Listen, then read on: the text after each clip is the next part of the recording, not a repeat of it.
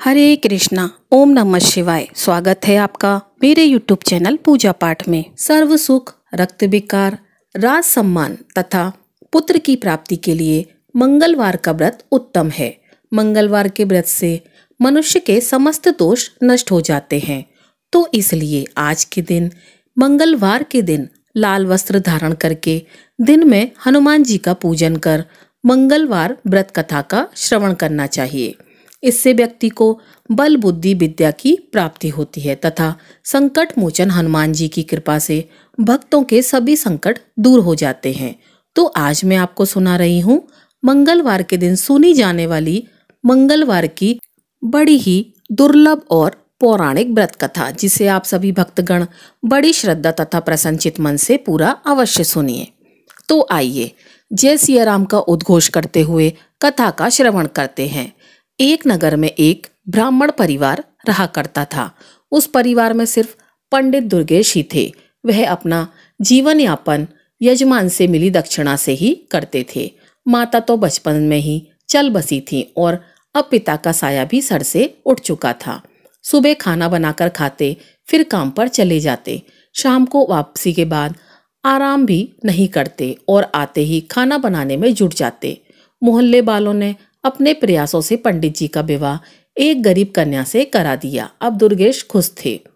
अब उन्हें सुबह शाम बना हुआ खाना मिलता। उनकी पत्नी का नाम सावित्री था। सावित्री गरीब घर की जरूर थी, लेकिन वह गृह कार्य में दक्ष होने के साथ साथ सामाजिक प्रवृत्ति की भी थी और हनुमान जी की परम भक्त थी।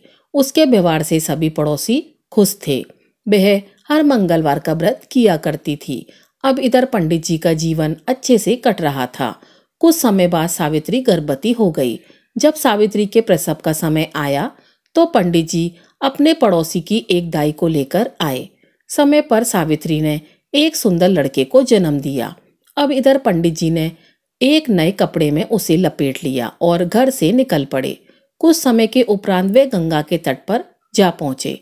दुर्गेश ने उस बच्चे को अपने दोनों हाथों में लेकर गंगा जी में 3 डुबकी लगाई। फिर पंडित दुर्गेश ने उसकी सीधे कान में कोई मंत्र पढ़कर फूंक मारी और लड़के से दुर्गेश की बात होने लगी। पंडित जी ने उस बच्चे से पूछा, बताओ आप मेरे कर्जदार हो या मैं आपका कर्जदार हूँ, और मैं कितना का कर्जदार हूँ? बच्चे ने कहा, मेरे 50 आपके ऊपर हैं। आपने दिए नहीं थे। आपके बच्चों ने भी आपका कर्ज नहीं चुकाया था। इतना सुनकर पंडित दुर्गेश ने उसे 50 दिए और बोला, आपका और मेरा हिसाब चुकता हुआ। तब बच्चे ने कहा, हाँ हिसाब पूरा हुआ। यह बात सुनकर दुर्गेश ने कोई मंत्र पढ़ा और उसके उल्टे कान में फूंक मारी और उसे गंगा जी में प्रवाहित करके अपने घर चले आए। उसने अपनी पत्नी सावित्री को यह कहकर समझा दिया था कि उसका मेरे ऊपर कर्ज था, मैंने उसे चुकता करके उसे वापस भेज दिया। मैं अगर ऐसा नहीं करता तो वह पता नहीं कब हमारे यहाँ से जाता। उस समय हमें बहुत दुख होता। अब सावित्री अपने पति दुर्गेश की बातों से पूर्णतः संतुष्ट थी। जब सावित्री दोबारा से गर्भवती हुई और समय पर एक सुंदर से पुत्र को जन्म दिया तो दुर्गेश ने उसके साथ भी वही करना शुरू कर दिया। वह बच्चे को एक सफेद कपड़े में लेकर गंगा के घाट पर चल पड़ा। वहां पहुंचकर गंगा में घुस गया और बच्चे को गंगा जल में 3 डुबकी लगाई। उसके सीधे कान में मंत्र पढ़कर फूंक मारी और बच्चे से बात की और पूछा, हाँ भाई, गंगा मैया के अंदर है हम और तुम। मुझे बताओ कि मैं तुम्हारा कर्जदार हूं या तुम मेरे कर्जदार हो, और कितने हो? तब बच्चे ने कहा, आपका मेरे ऊपर 100 रुपए का कर्ज बकाया है। अब दुर्गेश ने उससे कहा, देखो भाई, हम गंगा जी में खड़े हैं और वचन देते हैं कि हम आपको अपने कर्ज से मुक्त करते हैं। मेरा और आपका सब हिसाब बराबर हुआ। उसने कहा, ठीक है, जब आप वचन दे रहे हैं तो ठीक है। इतना कहकर दुर्गेश ने उसके उल्टे कान में फूंक मारी और बच्चे को पुनः अवस्था में उसको गंगा जी में प्रवाहित कर दिया। यह सब करके वह वापस अपने घर पहुंचा और पत्नी सावित्री से बोला, मुझे खाली हाथ देखकर बच्चे के बारे में जानने की आपकी इच्छा होगी तो सुनो।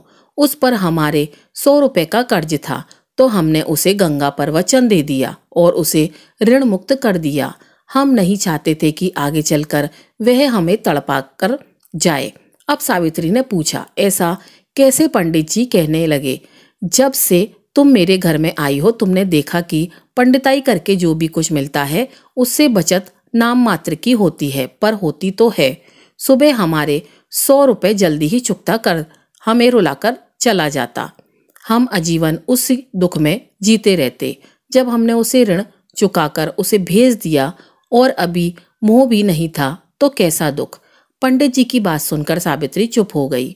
उसके पास उस समय कोई और विकल्प नहीं था। फिर भी सावित्री को दुख बहुत था। वह अपनी व्यथा किसी से नहीं कह सकती थी, लेकिन अंदर ही अंदर टूट जरूर रही थी। अब वह पहले जैसी हंसमुख नहीं रही। उसका कमल सा चेहरा मुरझाने लगा था। एक दिन एक बुढ़िया ने, जो उसकी पड़ोसन थी, उसे कारण जानना चाहा।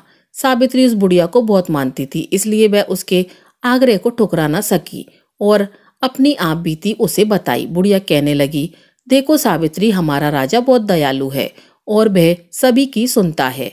कल तुम मेरे साथ चलना और राजा को सब बताना। सावित्री ने उससे कहा, ठीक है माँ जी। अगले दिन जैसे ही दुर्गेश अपने काम पर गए तो पड़ोसन बुढ़िया आ गई और उसे बोली, चलो चलो सावित्री। अब सावित्री तो तैयार बैठी थी।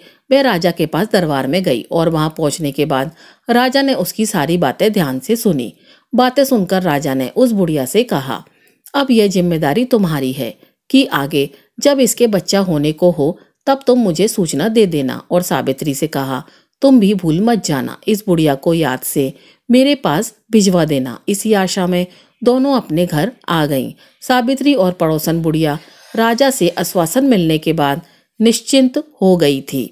बुढ़िया तो पूरी तरह अस्वस्थ थी, लेकिन सावित्री अपने दोनों संतानों के बारे में सोचकर ही सिहर जाती, जिसका मुंह भी उसने अच्छी तरह से नहीं देखा था। पर पंडित दुर्गेश को तो कोई दुख ही नहीं था। वह जो कर रहा था अपने भविष्य को ही सोचकर कर रहा था। दुर्गेश ने अपने असीम प्रेम और स्नेह से सावित्री को महान दुख से उबार लिया था। अब दोनों में परस्पर प्रेम की धारा बहने लगी और सावित्री फिर से हनुमान जी की पूजा अर्चना करने लगी। इसी का प्रताप यह हुआ कि सावित्री ने तीसरी बार गर्भ धारण किया। सावित्री ने अपने पड़ोसन बुढ़िया के माध्यम से राजा को भी संदेशा भिजवा दिया। राजा ने उसको समझा दिया कि चिंता मत करना, जब प्रसव होने वाला हो मुझे सूचित कर देना, मैं सब कुछ अपने आप देख लूंगा। सावित्री खुश होने के साथ साथ पिछली यादों से परेशान थी। वह हर समय अपनी तीसरी संतान की चिंता में डूबी रहती थी। समय समय पर उसकी पड़ोसन आकर उसे समझा जाती। इस तरह धीरे धीरे गर्भावस्था पूर्ण हुई और प्रसव समय भी आ गया। सावित्री ने दुर्गेश से कहा, आप पड़ोसन वाली बुढ़िया माई को मेरे पास छोड़कर दाई को बुला लाओ। पंडित जी पड़ोसन की बुढ़िया को अपनी पत्नी के पास छोड़कर दाई को बुलाने चले गए। सावित्री ने बुढ़िया से कहा, माँ जी आप राजा को खबर दे दो, इसलिए मैंने आपको पहले ही बुला दिया है। जब तक दाई आई तब तक राजा भी वेश बदलकर दुर्गेश के घर के आसपास पहुंचा और इधर उधर टहलने लगा। कुछ समय के पश्चात शिशु के रोने की आवाज आने लगी। तभी पंडित जी अंदर गए और एक साफ नए कपड़े में उसे लेकर गढ़ से निकल गए। जब राजा ने दुर्गेश को बाहर निकलते देखा तो राजा भी उसके पीछे पीछे निश्चित दूरी बनाकर चलने लगा। कुछ समय के पश्चात दुर्गेश गंगा के तट पर पहुंचा। बच्चे को लेकर वह गंगा में घुस गया और कमर तक जल में जाकर रुक गया। अब दुर्गेश ने बच्चे को 3 डुबकी लगाई और उसके सीधे कान में एक और उसके सीधे कान में कोई मंत्र फूंक मारा। अब बच्चा बात करने में सक्षम था। तब दुर्गेश ने उससे पूछा, बताओ मेरा कर्ज आपके ऊपर है या आपका कर्ज मेरे ऊपर है, और कितना है? तो बच्चा कहने लगा, आपका मेरे ऊपर 50,000 रुपए का कर्ज है, जिसे मेरे बच्चों ने भी नहीं चुकता किया था। दुर्गेश ने अपनी तसल्ली के लिए पुनः बच्चे से पूछा, देख लो हम गंगा में खड़े हैं, सच सच बताना, नहीं तो गंगा पाप लगेगा। यह सुनकर बच्चे ने कहा, मैं सच सच कह रहा हूँ, मेरे ऊपर आपके 50,000 का कर्जा है। पंडित जी ने बच्चे के उल्टे कान में मंत्र फूका। बच्चा अपने असली रूप में आकर रोने लगा। अब राजा दूर से यह सारा अदृश्य देख रहा था। अब दुर्गेश ने बच्चे को गंगा में डुबकी लगाना शुरू कर दिया। राजा कुछ करता इससे पहले ही दुर्गेश 3 डुबकी पूरी करके बच्चे को कपड़े में लेकर जल से बाहर निकलकर किनारे पर आ गया। अब पंडित जी बच्चे को लेकर अपने घर की तरफ चल दिए। राजा के मन में अब यह जानने की उत्सुकता बढ़ती जा रही थी कि आखिर इसने पहले दोनों बच्चे गंगा में प्रवाहित क्यों किए। अतः राजा ने अपने असली रूप में आकर दुर्गेश को रोक लिया। दुर्गेश ने राजा को देखकर उसको सलामी दी तो राजा ने दुर्गेश से पूछा, यह बताओ तुम अपने दोनों बच्चों को गंगा में प्रवाहित क्यों करके आए। दुर्गेश कहने लगा, महाराज आप इस बात को अच्छी तरह से जानते हैं कि एक पंडित को पंडिताई में क्या मिलता है। किसी ने 1.25 आने दे दिया तो किसी ने थोड़ा बहुत अनाज दे दिया, कुल मिलाकर पेट पूजा हो जाती है। पैसे बचाना तो दूर की बात है। इसलिए मैंने अपनी विद्या से उन दोनों बच्चों से पूछ लिया कि उन पर मेरा कर्ज है या उनका मुझ पर। तो पहले बच्चे का मेरे ऊपर कर्ज था, दूसरे के ऊपर मेरा कुछ था, पर वह इतना था कि वे दोनों ही हमें छोड़कर चले जाते, हमारी तो कमर ही टूट जाती। इसलिए उन दोनों के हिसाब चुकता करके वहीं मैं प्रवाहित कर दिया। राजा ने कहा, फिर इसे क्यों बचाया। पंडित दुर्गेश कहने लगे, इस पर मेरा 50,000 रुपए है। उम्मीद है यह हमारा अंतिम संस्कार अपने हाथों से ही करेगा। राजा पंडित जी की बातें सुनकर आश्चर्यचकित हुआ। साथ ही यह जानकर तसल्ली भी हुई कि जैसे भी सही सावित्री को अपना बच्चा तो मिल गया। दुर्गेश बच्चे को लेकर घर पहुंचे। यह देख सावित्री मन ही मन राजा साहब को धन्यवाद करने लगी। दुर्गेश ने अपनी पत्नी से कहा, लो ये हमारा पूरा जीवन काट देगा और हमारा अंतिम संस्कार भी कर देगा। अब पंडित जी के घर में खुशियां मनाई जाने लगी। पंडित जी ने अपने सामर्थ्य के अनुसार एक प्रतिभोज भी किया। पंडित जी ने उसका नामकरण संस्कार किया। जन्म ग्रह नक्षत्र के हिसाब से उसके नाम का प्रथम अक्षर चा से था। अब बच्चे का नाम चंद्रदेव रखा गया। मेष राशि और अश्विन नक्षत्र में जन्मे इस जातक की कुंडली बहुत ही भाग्यशाली थी। उसके भाग्य रेखा भी बहुत ही प्रबल थी। उसके जीवन में धन अभाव तो था ही नहीं। चंद्रदेव के जन्म के बाद ही पंडित जी के अच्छे दिन शुरू हो गए। पहले पंडित जी को भरण पोषण के लिए काफी मशक्कत करनी पड़ती थी, लेकिन अब उनका गुजारा अच्छे से होने लगा। उनकी पंडिताई अच्छे से चल रही थी। धीरे धीरे चंद्रदेव भी चंद्रकलाओं की तरह दिन दुगना रात चौगुना बढ़ने लगा। 5 वर्ष का होने पर उसे एक संस्कृत स्कूल में दाखिला दिया गया। चंद्रदेव पढ़ने में बहुत तेज था। पंडित जी शाम के समय अपना 1 घंटा बेटे को ज्योतिषी सिखाने में लगा देते। बेटे चंद्र की बुद्धि विलक्षण थी। उसे जो मंत्र बताए जाते उसे कंठस्थ करना उसके लिए बाएं हाथ का खेल था। संस्कृत में प्रथमा करने तक उसने अपने पिता दुर्गेश से ज्योतिषी में भी पूरी दीक्षा प्राप्त कर ली। चंद्रदेव प्रथमा करने तक एक अच्छा नवयुवक हो चुका था। 14 वर्ष की उम्र में भी वह 18 का लगता था। पंडित जी और पंडित जी की पत्नी अपने पुत्र को इस तरह बढ़ता देखकर मन ही मन भगवान का शुक्रिया अदा करते। सावित्री अपने पुत्र को निहारती और भगवान का धन्यवाद करती, हनुमान जी को धन्यवाद देती और राजा का भी धन्यवाद करती। उसे तो यह पता ही नहीं था कि उसमें राजा का कोई योगदान नहीं है। अब चंद्रदेव ने प्रथमा के बाद आगे की शिक्षा के लिए अपने माता पिता को मना कर दिया। उसने माँ से कहा, माँ मैं भी पिताजी के काम में हाथ बटाऊंगा।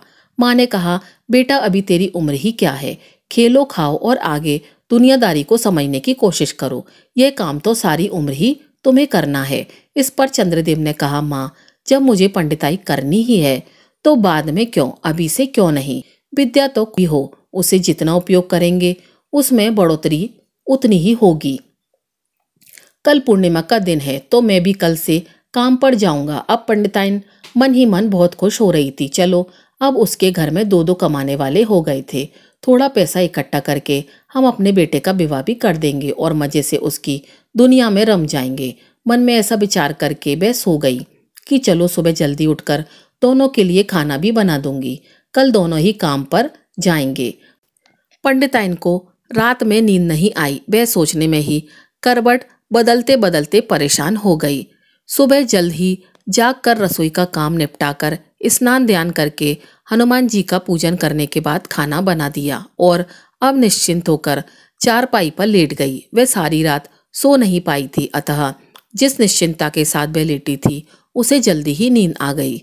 सुबह पंडित जी जब अपने समय पर उठे तो उन्होंने देखा श्रीमती जी सो रही हैं, तो किसी अनहोनी की चिंता में डूब गए और सबसे पहले उसे जगाकर पूछा, अरे ओ भाग्यवान, तबीयत तो ठीक है?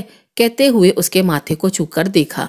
तब सावित्री ने उनसे कहा, मेरी तबीयत बिल्कुल ठीक है, थोड़ा जल्दी उठ गई थी, सो काम धाम करके मैं लेट गई और नींद आ गई। आप अपने नित्य कर्म करो, खाना तैयार है। इतने में चंद्रदेव भी जाग गया और नित्य कर्म करने लगा। दोनों पिता पुत्र तैयार होकर आ गए। सावित्री ने दोनों के आसन लगाकर उन्हें खाना परोसा। दोनों ने खाना खाया और दोपहर का खाना साथ में लेकर अपने काम पर निकल गए। चंद्रदेव का पहला दिन था तो उसे कोई भी यजमान ऐसा नहीं मिला जो उसकी सेवा में उसे ले सके। धीरे धीरे शाम होने को आई। चंद्रदेव उदास मन से घर के लिए रवाना हुआ। थके कदमों से वह घर की तरफ जा ही रहा था कि अचानक उसके मुख पर गरम गरम पानी की कुछ बूंदें गिरी। उसने अपनी नजर ऊपर उठाई तो देखा एक बहुत ही सुंदर स्त्री अपनी आंखों में आंसू बहा रही थी। उसके आंसू की बूंदें ही चंद्रदेव के ऊपर गिरी थीं। चंद्रदेव रुक गया और उससे पूछने लगा, बहन, आपको क्या दुख है, मुझे बताओ, हो सकता है मैं आपकी कोई मदद कर सकूं। ऊपर से उस स्त्री ने देखा एक नौजवान लड़का तिलक छापे राम नाम की पीताम्बरा डाली नीचे खड़ा है। वह बहुत बड़ा पंडित लग रहा था। उसे देखकर ऐसा लग रहा था मानो अभी अभी काशी से आ रहा हो। उस स्त्री ने कहा, अरे तेरे जैसे कितने आए और थक कर चले गए, मेरा तो विश्वास ही उठ गया है तुम्हारे जैसे ढोगी पंडितों से। इतना सुनकर चंद्रदेव बहुत ही विचलित हुआ और मन में विचार किया कि मैं इस महिला से कुछ ना मिलने पर भी मैं इसकी परेशानी का कारण जानकर उसका समाधान अवश्य करूंगा। उधर से महिला ने कहा, मैं तुम्हें कोई पैसा या दक्षिणा देने वाली नहीं हूँ। चंद्रदेव ने कहा, माता जी नीचे तो आ जाओ, हाथ दिखाओ और बताओ समस्या क्या है। वह स्त्री नीचे आई और कहने लगी, देखो मैं पहले से ही तुम्हें बता देती हूँ, मैं तुम्हें कोई दान दक्षिणा देने वाली नहीं हूँ। बाद में तुम दक्षिणा के नाम पर मुझे ठगना चाहो। चंद्रदेव ने कहा, बहन मैं कोई ढोंगी नहीं हूँ, इसी शहर का निवासी हूँ, पंडित दुर्गेश जी का पुत्र हूँ। मेरा नाम चंद्रदेव है, मैं एक ज्योतिषी हूँ, इसी मोहल्ले में रहता हूँ। हाँ, दूसरी बात, मैं आपका रोना देख दुखी हुआ हूँ, इसलिए पूछ लिया। अब आपकी मर्जी है, जानना चाहती हो या नहीं। वह स्त्री कहने लगी, ठीक है, तुम जो भी कहो, इतना समझ लो मैं तुम्हें पैसा देने वाली नहीं हूँ। चंद्रदेव कहने लगा, ठीक है, मैं पैसे कम मांग रहा हूँ। तो वह स्त्री बोली, अगर तुम्हारी बातें सही निकली तो मैं तुम्हारे घर पर ही दक्षिणा भिजवा दूंगी। चंद्रदेव कहने लगा, बताओ समस्या क्या है। उस स्त्री ने कहा, मेरे पति परदेश गए, 4 वर्ष हो गए हैं, अभी तक वापस नहीं आए और ना ही कोई सुखद पत्र उन्होंने भेजा। मैं केवल यह जानना चाहती हूँ कि वे ठीक तो हैं और कब तक वापस आएंगे। चंद्रदेव ने कहा, आपने 2 प्रश्न पूछे हैं, इन दोनों में से आप किसके बारे में पहले जानना चाहती हो। स्त्री बोली, दोनों प्रश्नों के बारे में जानना चाहती हूँ। चंद्रदेव कहने लगा, नहीं। उस स्त्री ने कहा, क्यों? तो उसने बताया, क्योंकि मैं मुफ्त में केवल एक ही बात बताऊंगा। अब तुम फैसला करो, कौन सी बात पूछना चाहती हो। स्त्री चुप हो गई और दिमाग का इस्तेमाल करने लगी। सोचने लगी कि कौन सा प्रश्न पहले पूछूं, आने पर दिख जाएंगे, और दूसरा, स्वस्थ होंगे तभी तो आएंगे। ऐसा विचार करके स्त्री ने कहा, आप केवल यह बता दीजिए कि मेरे पति कब तक आएंगे। चंद्रदेव ने अपना पत्रा निकाला और उसमें देखने लगा। अपनी उंगलियों पर गणना करके करीब आधे घंटे की गणना के बाद उसने कहा, सुनो, आपके पति आज रात्रि में ही आ जाएंगे। स्त्री बोली, क्या पागल हो गए हो, ढोंगी कहीं के, मुझे बेवकूफ समझा है क्या? चंद्रदेव ने कहा, वो कैसे? स्त्री बोली, पैसों का लालच होगा। चंद्रदेव बोला, बहन, जब कह दिया कि मुफ्त में ही सवाल बताऊंगा, फिर यह कैसी बात कर रही हो। स्त्री कहने लगी, अभी तक तो किसी ने कुछ भी नहीं बताया। चंद्रदेव बोला, बहन, मैं ज्योतिषी हूँ, ठग नहीं। अब तक आपका ठगों से पाला पड़ा होगा। मैं अपनी विद्या के अनुसार बता रहा हूँ कि आपके पति रात्रि के 12 बजे तक आ जाएंगे।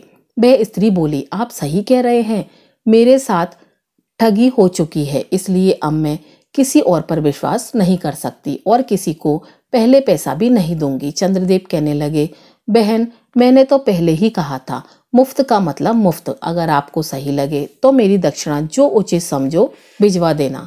उसने कहा, अच्छा ज्योतिषी जी, तो आप कह रहे थे हमारे पति आज रात में आएंगे। चंद्रदेव कहने लगा, हाँ आज रात्रि के ठीक 12 बजे आपके पति आएंगे। सुनो, वे पैदल नहीं आएंगे, वे हाथी पर आएंगे और बहुत सारा धन लेकर आएंगे। वह कहने लगी, तो मैं भी तुम्हें बता दूं कि जितना लाएंगे उसका आधा आपको दक्षिणा भिजवा दूंगी। चंद्रदेव ने कहा, अच्छा तो अब मैं चलता हूँ। स्त्री कहने लगी, ठीक है जाओ। चंद्रदेव वहां से अपने घर के लिए निकल पड़ा। रास्ते में सोचता जा रहा था, पहले दिन बोनी तो नहीं हुई, उधार हुआ। यही मन में सोचते सोचते घर पहुंचा। अब अपने पुत्र को आया देखकर सावित्री मन ही मन सोचने लगी कि मेरा लाडला इतनी देर से आया है, कमाई भी अच्छी करके आया होगा। यह सोचते हुए उसने दरवाजा खोला, चंद्रदेव को गुनगुना पानी लाकर दिया और कहने लगी, बेटा हाथ मुंह धो लो, थके आरे आए हो, खाना खा लो। वो कहने लगी, तुम्हारे पिताजी तुम्हारा इंतजार कर रहे थे और भूखे बैठे हैं। चंद्रदेव ने कहा, अच्छा माँ, मैं अभी हाथ मुंह धोकर आता हूँ। कुछ ही देर में चंद्रदेव हाथ मुंह धोकर आया। उसकी माता ने दोनों के लिए आसन लगा दिया और खाना परोसा। तभी माता ने पूछा, बेटा कैसा रहा तुम्हारा आज का दिन? चंद्रदेव ने कहा, माँ बस बोहनी तो नहीं हुई पर उधार हो गया। माँ बोली, तभी तो कहती हूँ अभी खेल लो कूद लो, अभी तो तेरे पिताजी कमा ही रहे हैं, पर तूने जिद कर दी, सारा दिन ऐसे ही भटकता रहा। चल उधार किया तो उसका क्या पता आया कि नहीं आया। इन्हीं बातों के चलते खाना हो गया और सब लोग खाकर सो गए। इधर जो वह स्त्री थी वह अपने पति का इंतजार करने लगी। इंतजार करते करते रात के ठीक 12 बज गए और सच में उसका पति हाथी पर बैठकर अपने घर आ गया। उसने दरवाजा खुलवाया। उसकी पत्नी ने दरवाजा खोला और वह यह सोचकर बड़ी ही प्रसन्न हो गई कि वाकई में वह लड़का बहुत बड़ा ज्योतिषी है, उसे इनाम देना चाहिए। इसलिए उसने अपने पति से कहा, जाओ सबसे पहले पंडित दुर्गेश के घर जाओ और उसे उसका इनाम दो। उसी की वजह से मुझे पता चला कि तुम आने वाले हो, उसके बाद ही घर में कदम रखना। अब वे आदमी बहुत समझाता है, भाग्यवान पहले घर में तो आने दो। नहीं, पहले आप जब तक वह दक्षिणा देकर नहीं आएंगे घर में कदम मत रखिएगा। अब वह ठीक है कहकर पंडित दुर्गेश के घर चला गया और आधी रात में दरवाजा खुलवाया और पंडिताइन को एक थाली सोना चांदी जवाहरात देकर कहा कि पंडिताइन, यह तुम्हारा बेटा की दक्षिणा है। तुम्हारे बेटे ने भविष्यवाणी की थी, उसी से प्रसन्न होकर मेरी स्त्री ने यह भिजवाया है। वह देखकर अपने घर वह चला गया। पंडिताइन इतना सारा सोना चांदी देखकर बहुत खुश हुई और परात को अंदर रखकर डलिया से ढककर वह मन ही मन सोचने लगी, पंडित जी ने तो बस ऐसे ही कहा, मेरे बेटे ने एक ही दिन में घर भर दिया। अब यह कहकर वह सो गई। जब सुबह हुई तो पंडित दुर्गेश अपने नित्य नियम पर उठकर देखने लगे, पंडिताइन अभी तक सो रही है। उन्होंने कहा, पंडिताइन आज क्या हुआ, तुम अभी तक सोई हुई हो? इतना सुनते ही पंडिताइन का तेवर चढ़ गया और बोली, बहुत ज्यादा कमा के लाते हो ना, मेरा बेटा कल पहली बार इतना लाया है कि पूरा घर भर गया। पंडित जी यह सुनकर चौंक गए और बोले, पंडिताइन तुम क्या बात कर रही हो? पंडिताइन ने कहा, हाँ सही कहती हूँ, तुम्हारे पुत्र ने कल जो उधारी किया था ना, उसे रात में ही जजमान ने पहुंचा दिया। यह देखो एक परात भर मुद्राएं हैं। यह देखकर तो पंडित जी अपने सर पर हाथ धरकर तुरंत जमीन पर बैठ गए और रोने लगे। पंडिताइन यह देखकर पूछने लगी तो पंडित जी ने कहा, अरे भगवान, पहले तू घर के अंदर जाकर देख, तेरा पुत्र जीवित है या नहीं। पंडिताइन आंखें निकालकर देखने लगी। अब वह भागी भागी घर के अंदर गई तो देखा उसका पुत्र मरा पड़ा है और वह जोर जोर से रोने लगी। यह देखकर पंडित जी ने कहा, पंडिताइन मैंने कहा था ना, पूर्व जन्म के उसके अपने सभी कर्ज को चुकता कर हमसे मुक्ति पाली है, इसलिए तो हम उसे कमाना देना नहीं चाहते थे। अब तुम हनुमान जी की पूजा करो, अब वही तुम्हारे पुत्र को वापस ला सकते हैं। यह सुनकर पंडिताइन बिना अन्न पानी के 1 हफ्ते तक उपवास करती रही। जब हफ्ता पूरा हुआ तो वह मरणासन हो गई। यह देखकर हनुमान जी भी बड़े प्रसन्न हुए और बोले, यदि मैंने इस ब्राह्मणी को दर्शन नहीं दिया तो सभी भक्तों का विश्वास मुझसे उठ जाएगा। यह सोचकर हनुमान जी महाराज पंडिताइन के घर उसकी कुटिया में ही प्रकट हो गए और बोले, पंडिताइन, तुमने मंगलवार का व्रत करके मुझे बड़ा ही प्रसन्न किया है। तुम लगातार हर दिन मंगलवार को व्रत नियम से करती आई हो। मांगो, तुम्हें क्या चाहिए? पंडिताइन ने कहा, ना मुझे सोना चाहिए, ना अन्न, ना धन, मुझे बस मेरा पुत्र चाहिए। हनुमान जी ने कहा, उसके भाग्य में जो लिखा था वही हुआ। पंडिताइन ने कहा, नहीं, पहले ही 2 पुत्र चले गए हैं। पंडित जी ने मुझे उन्हें आंख भर के देखने भी नहीं दिया, इसलिए मैं चाहती हूँ आप इस पुत्र को मुझे वापस कर दो। प्रिय भक्तों, उस पंडिताइन के कठिन तपस्या से प्रसन्न होकर हनुमान जी ने तथास्तु कह दिया और कहा, पंडिताइन, जरा कमरे के अंदर जाकर के देखो, तुम्हारा पुत्र तुम्हें बुला रहा है। पंडिताइन ने जैसे ही पुत्र के कमरे में कदम रखा, उसका पुत्र हंसता खेलता अपनी माँ के चरणों में गिर गया और इस प्रकार पंडिताइन के मंगलवार के व्रत के प्रताप से उसका पुत्र उसे प्राप्त हुआ। तो प्रिय भक्तों, मंगल का व्रत अष्ट सिद्धियों 9 निधियों को देने वाला है। माता सीता ने हनुमान जी को यह आशीर्वाद दिया है कि मंगलवार के दिन जो उनकी पूजा करेगा एवं व्रत कथाओं को श्रवण करेगा तो वह धन, पुत्र, आरोग्य सभी प्रकार के सुखों से परिपूर्ण होगा। वह हर प्रकार के संकटों से मुक्त रहेगा। तो बोलिए, बजरंग बली महाराज की जय। जय सिया राम, जय जय सिया राम। ओम नमः शिवाय। तो दोस्तों, यह थी हमारी आज की कथा। अगर आपको कथा अच्छी लगी हो तो वीडियो को लाइक कीजिएगा और चैनल को सब्सक्राइब कीजिएगा। आपका दिन शुभ हो।